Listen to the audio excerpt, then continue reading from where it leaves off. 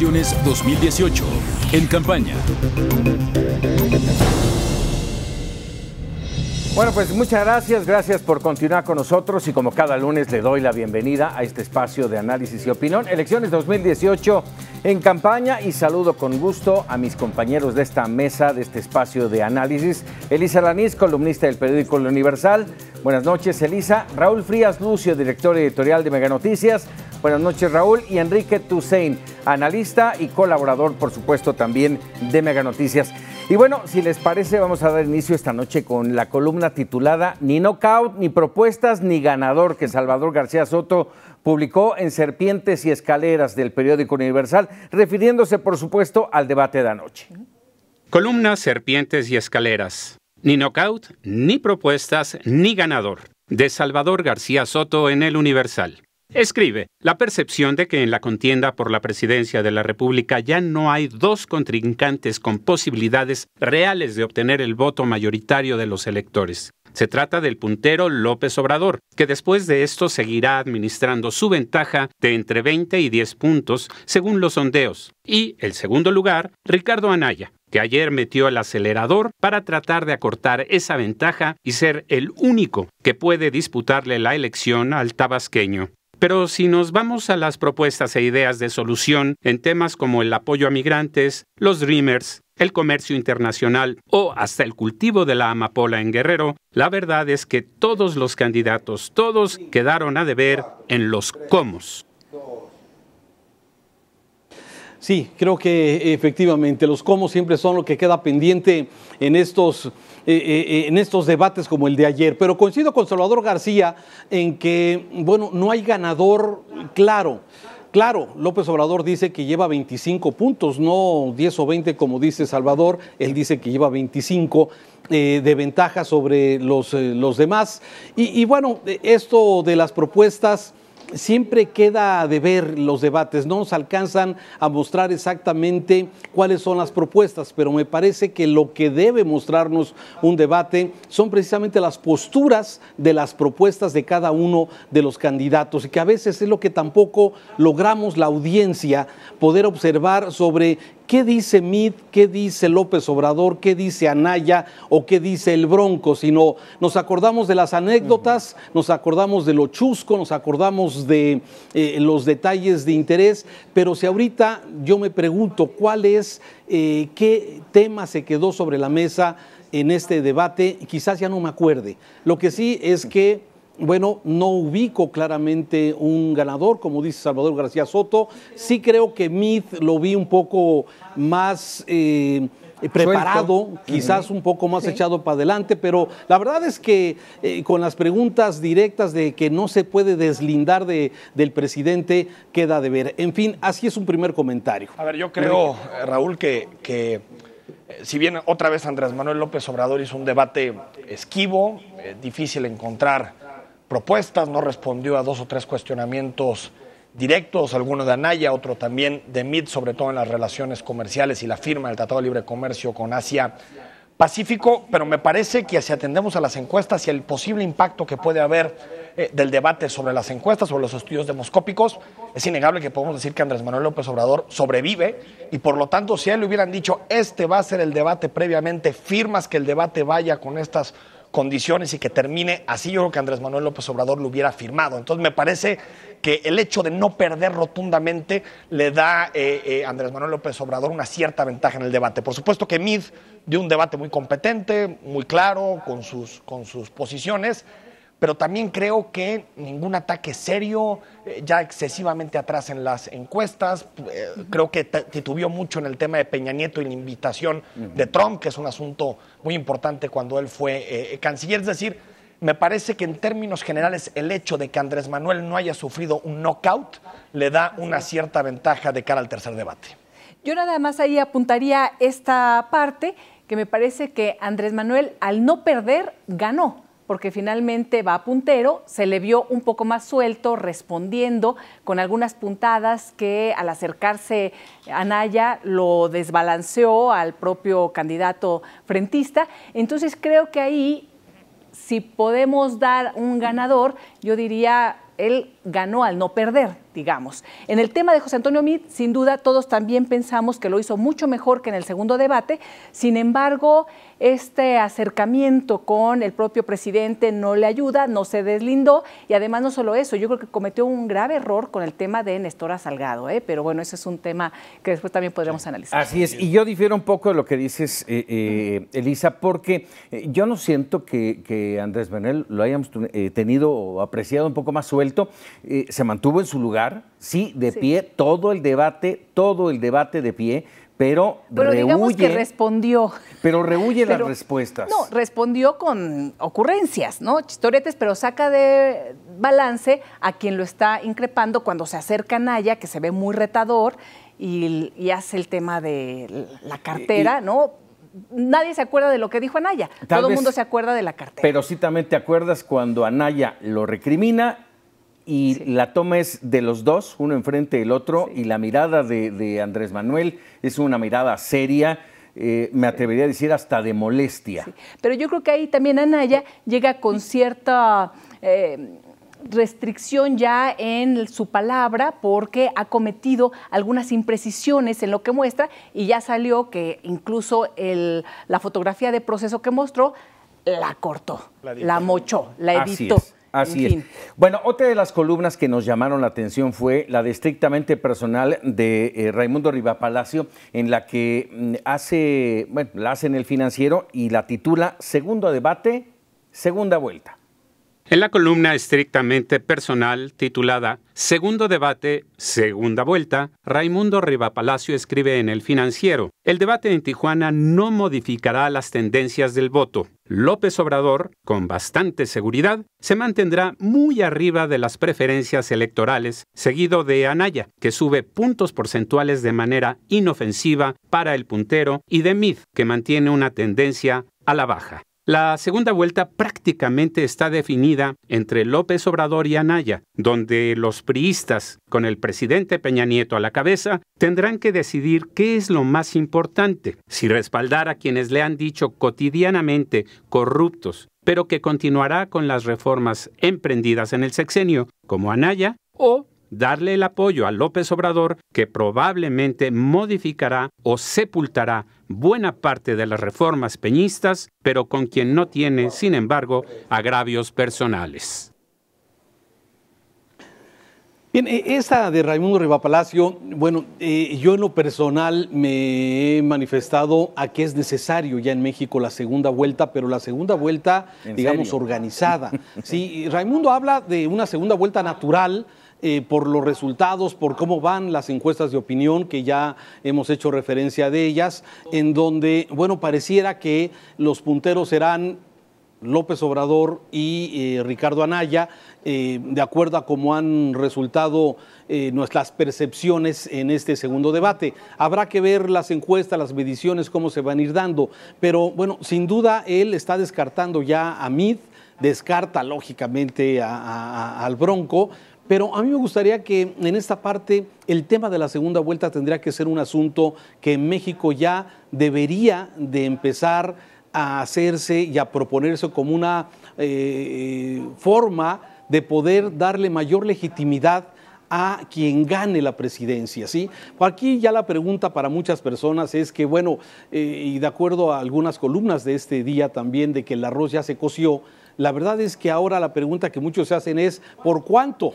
¿Por cuánta será la diferencia? ¿Cuánto será la diferencia y estará compuesto el Congreso para que se puedan formar este tipo de contrapesos necesarios en una elección como esta? Pero bueno, esto es algo de lo que, desde mi punto de vista, la segunda vuelta que habla el señor Rivapalacio es precisamente sobre los punteros que quedan, ¿no? A ver, en México, al ser un sistema de tres partidos nacionales, casi siempre la elección se estructura en torno a dos vueltas. En la primera vuelta hay tres partidos competitivos o tres fuerzas políticas competitivas, y vemos desde el 2000 a la fecha nos vamos a dar cuenta que una de las tres se cae en un periodo de más o menos mes y medio de la elección, más o menos por los tiempos en los que estamos transcurriendo. En 2000 fue Cuauhtémoc Cárdenas, en 2006 Madrazo, y en 2012 cayó Josefina Vázquez Mota, en 2018 parece que es José Antonio Meade, y se hace una segunda vuelta en donde el puntero enfrenta un segundo lugar que busca capitalizar el voto útil. Me parece que en este momento no estamos viendo tanta movilización del voto útil, pero es importante señalar que tampoco hay que glorificar a la segunda vuelta. En México los presidentes pueden tomar decisiones. Peña Nieto hizo muchísimas reformas constitucionales sin tener mayoría en el Congreso y no necesariamente hay un problema de legitimidad en la figura presidencial. Me parece que el principal problema es la implementación de esos acuerdos más que la legitimidad del Ejecutivo. Yo coincidiría en este segundo punto también en que no necesariamente la segunda vuelta va a solucionar estos procesos de legitimidad, porque también son mayorías un poco forzadas, ¿no?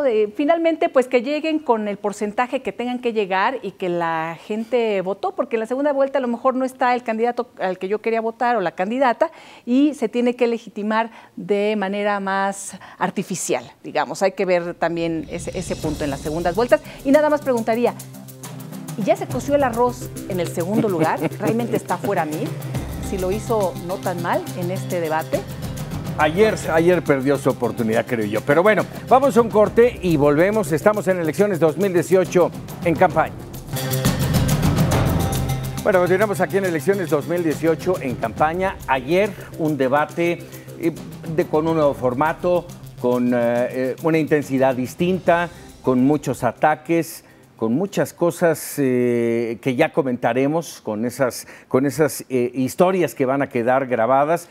Y también de propuestas. Enrique Tusain, platícanos. Bueno, el eje principal del debate de ayer, Paco, era México y el mundo. Como nos dimos cuenta, faltó en esa ecuación el mundo, porque se habló demasiado de México y poco del mundo. Pero tema principal que se debatió, Tratado de Libre Comercio de América del Norte. Los candidatos pusieron claramente su postura en la mesa en relación a la renegociación del Tratado de Libre Comercio. Andrés Manuel López Obrador dice incluir la mejora salarial en el Tratado de Libre Comercio, algo que también propuso Trump. Proponer una alianza para el progreso, es decir, un acuerdo para lograr la paz en Centroamérica y Norteamérica. Meade, un acuerdo basado en el respeto del Tratado de Libre Comercio. Defender la apertura comercial como fórmula para generar empleos. Ricardo Anaya, poner todos los temas de la relación bilateral a discusión, no solamente renegociar la parte comercial. Propone diversificar las fuentes del comercio mexicano y las exportaciones. Y el Bronco, que salió con una ocurrencia, propone un tratado de libre comercio entre el norte de México y el sur de nuestro país. Estas son las propuestas en materia de tratado de libre comercio. Yo creo que ahí, bueno, como siempre faltan los comos, ¿verdad? Y en este tipo de formatos no ayuda mucho porque están preocupados entre contestarle al moderador o moderadora, las propuestas del público, pelearse entre ellos, exponer algo. Entonces se vuelve muy complejo el cómo. Entonces pueden decir, pues sí, basados en el respeto, un tratado de libre comercio, como dicen, ¿qué significa eso? ¿Qué significa basados en el respeto, no?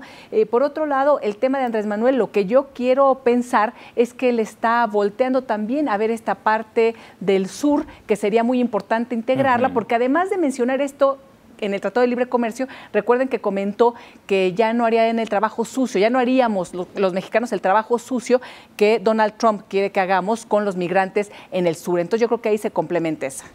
Sí, este tema que hablas de la Alianza para el Progreso, una alianza que se generó allá por los 60, si no mal recuerdo, y que generó, bueno, un boom específico en América, en todo el continente, pero que hoy con Trump sería prácticamente imposible. Y como bien mencionas, Enrique, el tema se centró en el Tratado de Libre Comercio de América del Norte. Nos olvidamos del sur, nos olvidamos del mundo, nos olvidamos del comercio exterior, no se tocó, no hubo ni un ápice de que se tocara y todo giró en torno a Trump, de lo que nos habla de una enorme dependencia de México con los Estados Unidos. Y fíjate una cosa, Paco, además, Elisa, Enrique, no solamente se habla de un tema del cual hay muy poca información, que solamente quizás la tiene en los avances del Acuerdo de Tratado de Libre Comercio, en el cual pues no hay claridad de lo que está sucediendo. Entre las diferencias que propone el canciller y lo que propone el secretario de Economía, la información que viene del Congreso de los Estados Unidos como fechas, digamos, límite para poder tener los acuerdos, y luego lo que dijo en algún momento López Obrador, que este acuerdo lo va a hacer él cuando ya sea presidente, de acuerdo a lo que comentó. O sea, me parece que todos hablan de algo que poco se tiene de claridad en este tema del Tratado de Libre Comercio, que estamos exactamente en un punto, digamos, en un punto muerto, en el que no sabemos exactamente cuáles son las condiciones. Claro, nos hablan, por ejemplo, del tema del contenido de la industria automotriz, que es uno de los puntos fundamentales, el poder meter algunas aranceles a algunos de los productos, ya sea de México o de Estados Unidos, en fin, pero no hay una claridad. Me parece que este fue un tema del cual se habló, pero se habló con muy pocas bases porque no la tenemos la información. Y uno se queda con la tranquilidad de que qué bueno que no le está tocando a ellos renegociar el Tratado de Libre Comercio, porque no tienen la menor idea. Migración. Ahora, nada más en la renegociación del Tratado de Libre Comercio, ahí había comentado Andrés Manuel que sería Jesús S. Curi, el que sería el negociador que trabajó ahí en el Fondo Monetario Internacional, ¿no? Entonces, bueno, por lo menos también Andrés Manuel está abriendo las cartas y sabemos quiénes son quienes lo van a acompañar. En el caso también de Alicia Bárcena, pues me parece que es una buena noticia. De los otros candidatos, la verdad es que no sabemos quiénes los están acompañando. Conocemos que Ricardo Anaya tiene un asesor también que conoce muy bien de temas de Relaciones Exteriores, como Jorge Castañeda, pero hasta ahí no sabemos qué tanto va a participar. Pero en el Tratado de Libre Comercio sí hay nombre y apellido. En caso de llegar. En caso de llegar. Propuestas en materia de migración muy simbólicas por haber sido el debate en Tijuana, en una ciudad fronteriza. Primero, Andrés Manuel López Obrador, convertir los consulados en procuradurías para la defensa del migrante, cambiar la sede del Instituto Nacional de Migración a Tijuana. José Antonio Meade, colaborar con los Estados Unidos para una defensa activa de los migrantes, garantizar empleos a los migrantes que busquen regresar a territorio nacional. Ricardo Anaya no habló mucho de migrantes en el tema, pero presentó su propuesta en días anteriores al debate. Diputados migrantes, es decir, que hay una representación como tal en el Congreso de los Migrantes, reformar el programa 3x1, proteger los derechos de los migrantes y aumentar los recursos que van a la red consular que protege los derechos de los connacionales. El Bronco propone dedicar 5% de las remesas para defender a los migrantes, aprovechar el patrimonio, así lo dijo, en el país para reinsertar a los migrantes deportados. La propuesta en materia de migración, uno de los temas más importantes del país. Yo creo que nuevamente aquí pues nos quedamos con las dudas, ¿verdad?, de lo que van a hacer cada uno con los comos. En ese sentido vemos que Anaya tiene esta propuesta más desarrollada, aunque no la mencionó ahí. En la defensa de las procuradurías, transformar los consulados a las procuradurías, yo nada más diría, me imagino que aquí Andrés Manuel López Obrador a lo que se refiere es poder reforzar una de las partes que ya realizan los consulados, ¿no?, que se dividen como en tres, pero realmente dedicar únicamente a la defensa de los migrantes, a la Procuraduría, pues sería restarle también acción a lo que ya están realizando consulados, como son los trámites administrativos, por ejemplo, que sí tienen ahora. Si se trata nada más de reforzar esa área, pues me parece bien. Y lo del instituto, pues trasladarlo a Tijuana, pues no sé qué tanto impacto pueda tener o por qué lo dijo, ¿no?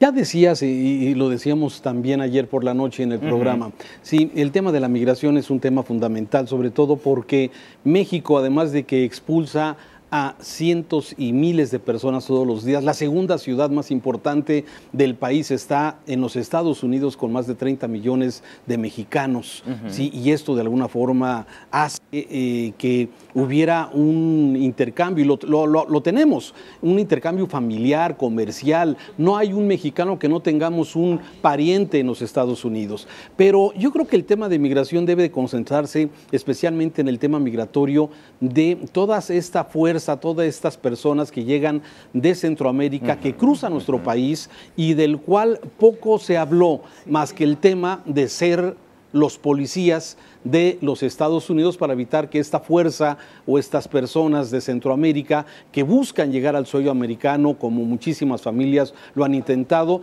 y que a través de este paso por México, sí, que es sumamente peligroso, como ya ha quedado demostrado en muchísimas ocasiones, lleguen pues sanos y salvos, digamos, a la frontera de los Estados Unidos. Yo creo que tiene muchas vertientes. Una de ellas es la de los mexicanos, que, bueno, lo sabemos, mucho el maltrato que hay de parte de algunos particulares en los Estados Unidos sobre los migrantes mexicanos, y la otra, la migración que viene de Centroamérica y que atraviesa nuestro país. Me parece, analizando un poquito estas propuestas, la de que tengan representación los migrantes, que tengan un parlamentario, 2 o 3 diputados, me parece que no tiene sentido, porque al final los diputados deben representar a todos los ciudadanos mexicanos, vivan en Los Ángeles, vivan en Sonora o vivan en donde vivan. Es decir, me parece que no tiene mucho sentido fragmentar el Congreso de tal manera que permita esta representación. Y segundo, con relación a las procuradurías, a convertir los consulados en procuradurías, me parece que ya lo son. A ver, Enrique, ya son procuradurías de defensa de los migrantes. Esto que dices, a mí me parece que son respuestas de los candidatos para salir del paso. Ayer mismo lo mencionábamos en el programa. A mí me parece que esto es... hoy me acuerdo de los migrantes porque es importante por el tema electoral, pero fuera de eso y de las remesas que son importantes para el país, nunca nos han interesado, vamos, me refiero a la autoridad mexicana, nunca le ha autorizado. Sí. El que les prometan tener aquí todo para que si en caso de que regresan puedan tener trabajo, casa, si no has cumplido con la sociedad mexicana que está aquí, no veo cómo. Sí. Seguridad fronteriza, foto de los ejes de los temas que se discutió ayer en el debate de Tijuana, frontera norte y frontera sur. Andrés Manuel López Obrador no clarificó mucho sus posturas en qué haría para tener fronteras más amigables al norte y al sur. La violencia no se combate con más violencia y debemos acabar con la pobreza y la corrupción, fue el señalamiento que hizo en el tema de la frontera, de la seguridad en la frontera. Anaya, atacar el tráfico de armas que viene de los Estados Unidos, también sin el cómo. Cooperación con los países centroamericanos para generar bienestar. Y José Antonio Meade, dotar a las aduanas con tecnología para detectar armas e invertir en salud para los migrantes centroamericanos que cruzan por México. Ahí están los temas. Fíjate, y es muy evidente, Enrique, cuando esto sucede, cuando tú vas de aquí para los Estados Unidos, bueno, pasas ahora por una serie, te quitan los zapatos, te quitas el cinturón, te pasan por ese cilindro extraño que avienta como aire, que no sé qué buscan, te sacan la cartera, te hacen unas revisiones, pero pasar de Estados Unidos a México, pasas caminando.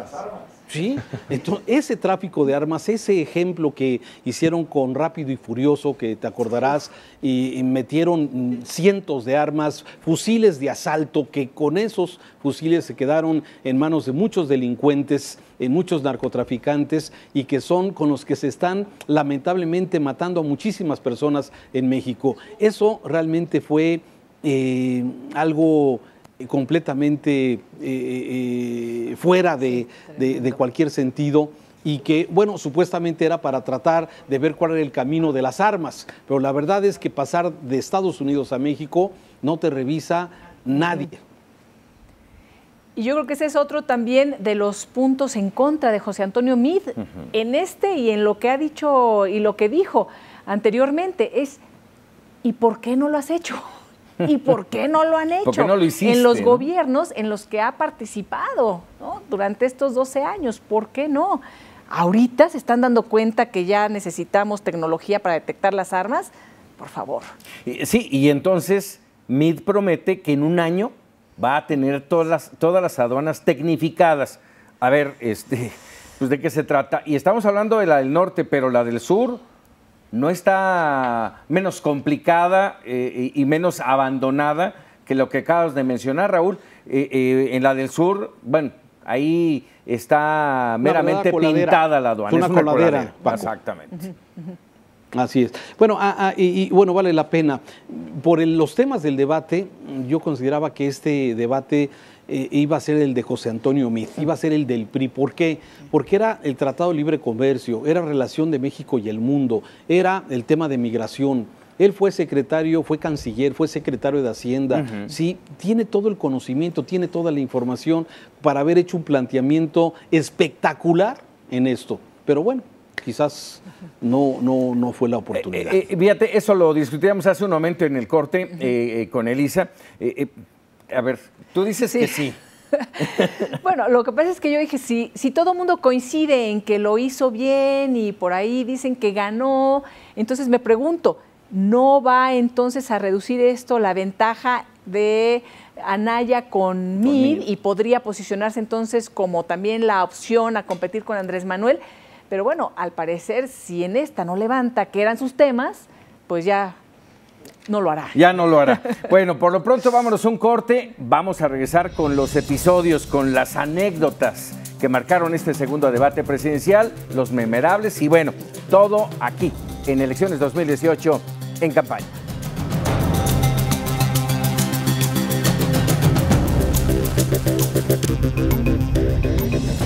Ya regresamos aquí en Elecciones 2018 en campaña. Estamos hablando del segundo debate. Oiga, déjeme decirle, nada más para que usted lo tenga ya anotado. ¿Sabe cuánto nos costó? Nos costó este segundo debate 12,695,000 pesos. Y esto a título personal se lo digo. Gasto excesivo que no nos dejó nada más que estas anécdotas. Es Riquín. Canallín, Riquín Canallín. Andrés, dale un abrazo a Meade. Dáselo, pues. Mira, abrazos, no balazos. Dale un abrazo. Mira. Dale un abrazo aquí y también, también a él, sí, claro. Que voy a cuidar mi cartera. Claro. Y entonces, la parte importante es que te vuelvo a presentar. Desiste a los 3,000 millones de pesos de tu partido. Fírmamelo. Aquí tengo el censo económico de 2014. Voy a cuidar la inversión, mi cartera porque la inversión como capital fijo se desplomó cuando tú fuiste jefe de gobierno de la Ciudad de México. ¿Qué tal si recuperamos Banamex? Porque se los entregamos. O sea, usted está hablando de una expropiación bancaria. Vamos a trabajar para que él entienda y los negociadores americanos también entiendan que tenemos cartas diferentes también al...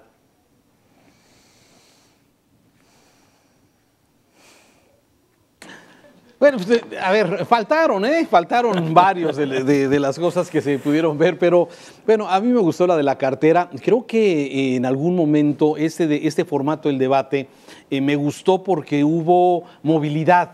Eso de que pudieran caminar me pareció que fue fresco. De hecho, creo que se sacó mucho de onda en cierto momento López Obrador cuando Anaya estaba acercándose en un momento en el que quizás hasta él dio un paso para atrás porque quizás no sabía hasta dónde iba a llegar. Pero a mí el formato me gustó. El tema, lamentablemente, de la participación ciudadana creo que se perdió. Sí. No recuerdo ninguna pregunta en concreto de la dinámica que se dio con los ciudadanos. A mí por eso no me gustó el formato. Muy valioso que participen, pero por los ciudadanos, la verdad es que esa parte a mí me quedó. Y desde mi particular punto de vista, sentí excesiva la participación, muy protagonista.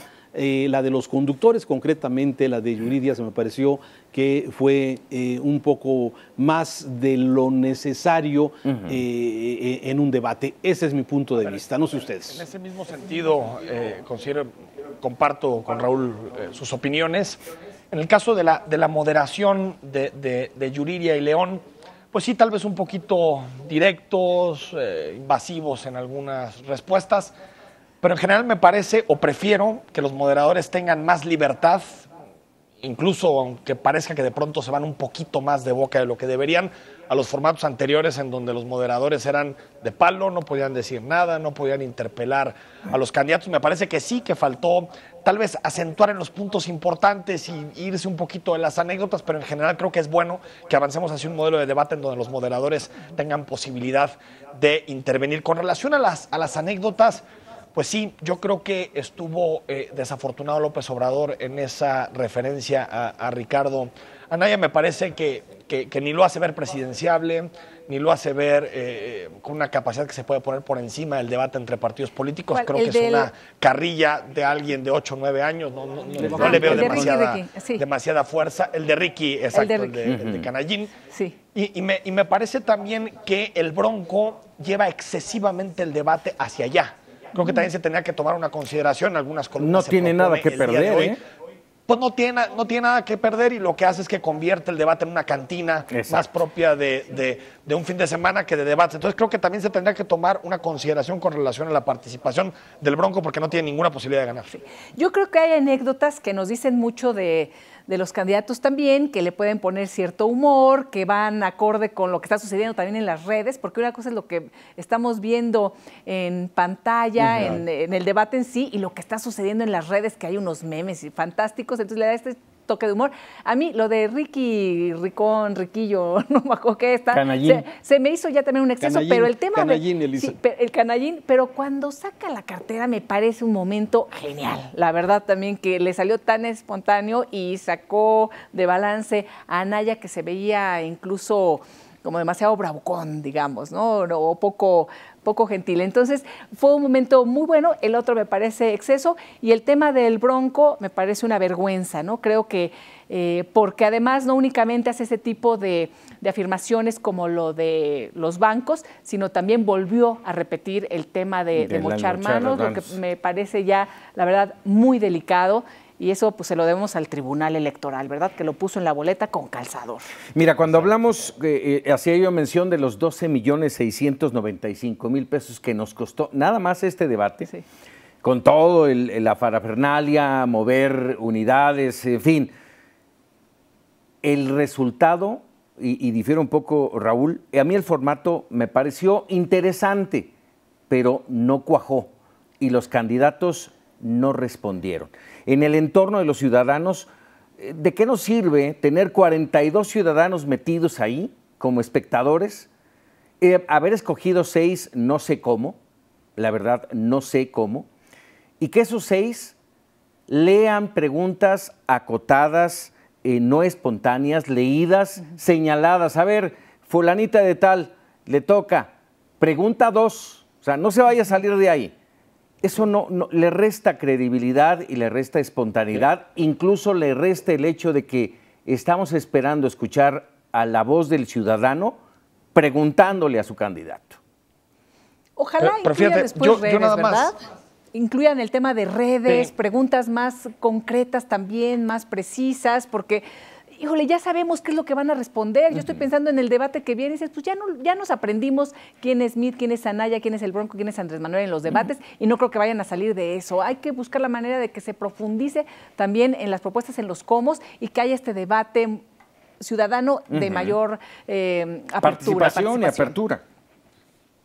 Con relación al formato y si quedó a deber y de qué nos sirve 42 ciudadanos o 6 ciudadanos preguntando a los candidatos, creo que no debemos tirar todo a la basura. Somos una democracia muy joven, es decir, los debates que vemos en Reino Unido, que vemos en Francia, incluso en Estados Unidos, pues no se hicieron de la noche a la mañana, son experimentos que se van haciendo. Lo que sí debatiría, Paco, y eso sucede en todas las democracias, es si los debates se tienen que hacer con dinero público. Yo creo que eso sí es un debate que me parece interesante. Tal vez a las televisoras, a los periódicos les interesa ellos hacer los debates porque dan rating, porque generan atracción, y por lo tanto, si ves, por ejemplo, lo que pasa en Francia, Reino Unido, Estados Unidos, te vas a dar cuenta que España, todos los debates los hacen los privados, es decir, no hay dinero público en los debates. Ese sí me parece que tendría que ser una discusión importante. Y creo que vamos, Enrique, y esta semana vamos a estar viendo varios debates que ha organizado la Coparmex, por ejemplo, sí, que lo están haciendo en lugares en diferentes lugares y que de alguna forma algunos medios también se están sumando a su transmisión. Me parece que por ahí también puede ser. Yo, la verdad es que sí, nos puede gustar o no nos puede gustar el tema de los debates. Yo prefiero tenerlos a no tenerlos. Yo trabajaría para que fueran más de contraste. Yo a veces cuando nosotros pedimos los cómo, el saber cómo van a hacer ciertas cosas, la verdad es que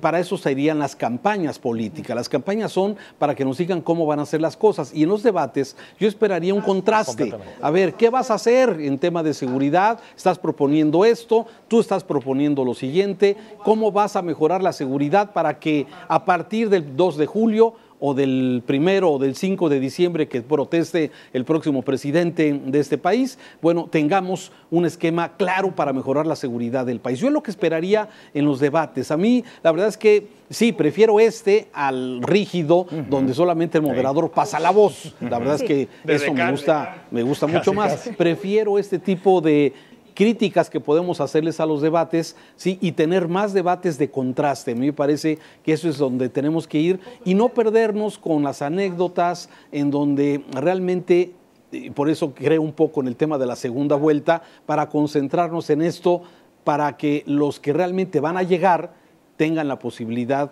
de hacer un plan de contraste frente a los ciudadanos. Ese es mi punto de vista. ¿Cuántos van a llegar, Raúl? Bueno, oye, Raúl, pero no lo sé, fíjate eso. Sí, no se necesitaría una segunda vuelta. Con que hicieran debates con los punteros ya sería un avance, ¿no? Decir, a ver, los dos punteros, vamos a contrastar las ideas, ¿no? Pero claro, es cierto, estamos aprendiendo desde los moderadores, los candidatos, las candidatas, el público que estaba ahí presente. Entonces es un buen ejercicio que se puede ir mejorando, pero ojalá se flexibilizara y pudiéramos escuchar también así, ¿no? A los dos punteros o a los tres, dependiendo de qué tan parejos. Y a veces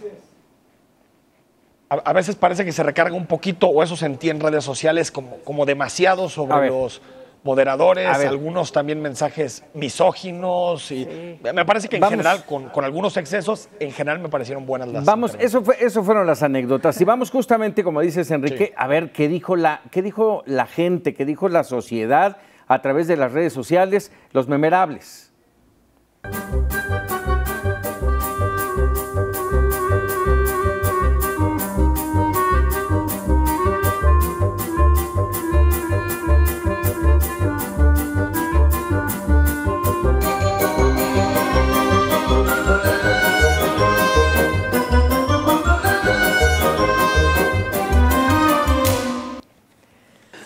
Las carteras.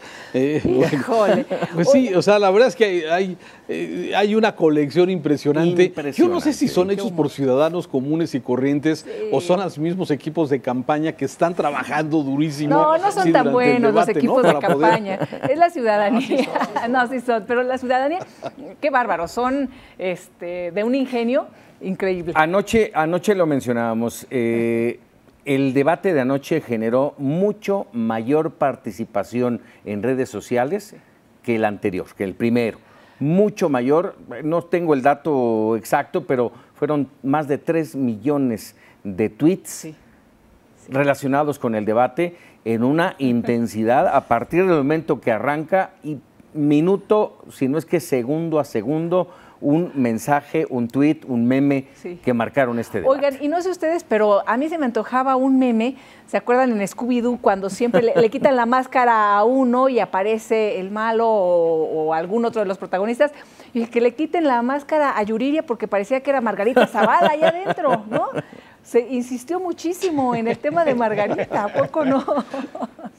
Sí, como que fue demasiado, ¿no? Y ahorita que lo tocas, Elisa, y ahorita que tocas el tema, Margarita Zavala, finalmente, a ver, ese voto útil, esos 3, 4 puntos que tenía, yo no vi que alguien lo capitalizara, hiciera una referencia, ¿no? Hubo una referencia de José Antonio Meade. José Antonio Meade citó a Margarita Zavala, citó una frase del debate anterior, pero fue todo lo que apareció Margarita Zavala. Sí, y hay que recordar, y el anhelo además, de Yuriria, por supuesto. Sí, y Yuriria que fue insistente en que estuviera ahí presente Margarita, pero la verdad es que yo creo que los votos se van a diluir y entre más tiempo pase, además, como ella no declinó a favor de ningún candidato, pues eso se va a ir perdiendo también el capital político que tenía como contendiente. A ver, yo anoche hacía la pregunta, no estaba Elisa, no estaba Enrique. A ver, ¿ustedes creen que después de este debate habrá un cambio en los próximos días en el tema de las encuestas? Que, acotemos, no son todo ni son la verdad absoluta, pero ¿habrá algún cambio? Sí. A ver, si la ventaja es, todos estaremos de acuerdo que está entre los 15 puntos la encuesta que menos le da Andrés Manuel y 20 la que más le da, pues tal vez habrá algún acercamiento, pero me parece que es mínimo. Este debate, los debates que mueven las encuestas son los que tienen información, y este me parece que fue un debate con información de poca calidad, como para mover las encuestas. Sí, yo creo que no las va a mover porque además... ¿Que se mueva? No, ¿verdad? Además lo que les había comentado, no sé qué opinen, que Andrés Manuel pues estuvo un poco mejor en este que en el anterior. Es que en el anterior la verdad es que la gente estaba muy decepcionada porque no dijo absolutamente nada, estaba distraído, no tenía ganas de ir, y aquí por lo menos fue un poco más reactivo. ¿Lo vieron igual? Yo no lo vi que yo lo vi respondiera. igual, pero a Ricardo Anaya... Yo creo que Ricardo Anaya sí dio un peor debate que el primero. Ah, ok. Ya nos sorprendió, Ricardo Ahí sí lo vi Anaya. menos asertivo en los golpes. Sí. Entonces yo no creo que vaya a afectar Pero, oye, y bueno, las encuestas. Yo también no creo que se mueva igual que Elisa, no creo que se mueva igual que tú, Enrique. Lo que sí, bueno, nada más como dato, el tema de la salud de López Obrador, que lo toca, y que Ricardo Anaya fue muy agudo con el tema de que el ser viejo no es tener viejas ideas.